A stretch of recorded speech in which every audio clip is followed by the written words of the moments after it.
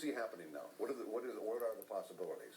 I think right now it's just going to continue to be sort of a nebulous, unpredictable process for the foreseeable future. But eventually, the opposition is going to have to put forth an individual candidate who's, somebody who is acceptable to the youth, acceptable to the Muslim Brotherhood, and somebody whom the Army and the existing regime can work with, and hopefully somebody that the Obama administration and the international community can work with as well.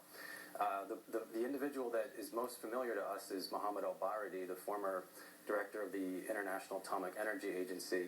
But it seems like the leading candidate, as far as the Egyptians themselves are concerned, is a man by the name of Amr Moussa, who is the former foreign minister of Egypt and is the current head of the Arab League, although just recently, as in hours ago, he announced his intention to resign his post from the Arab League, and he was noticeably vague about his political intentions from this point forward. So I think we're going to be hearing a lot more from those two names. Now, you talk about the opposition, but aren't there a number of organizations and even individuals who would form the opposition, but they're individuals, they're separate organizations. Are they going to be fighting for power, do you think? Well, I'm not sure, because right now there's really only one that fairly well-established opposition organization, and that's the Muslim Brotherhood. There's a lot of other minor parties in Egyptian politics, some of which represent everything from socialism to liberalism to university reform to ending police brutality.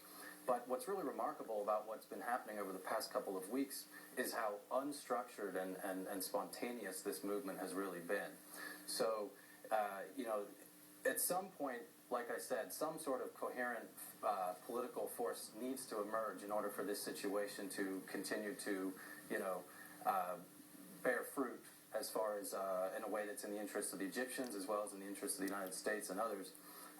But for now, there's really not too much of a concrete opposition that we can come up with a term to describe it yet. Yeah.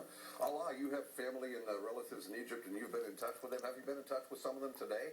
Yes, absolutely. What did they tell you? Well, today they're just in the seventh heaven. They're all giddy with what they perceive as a victory.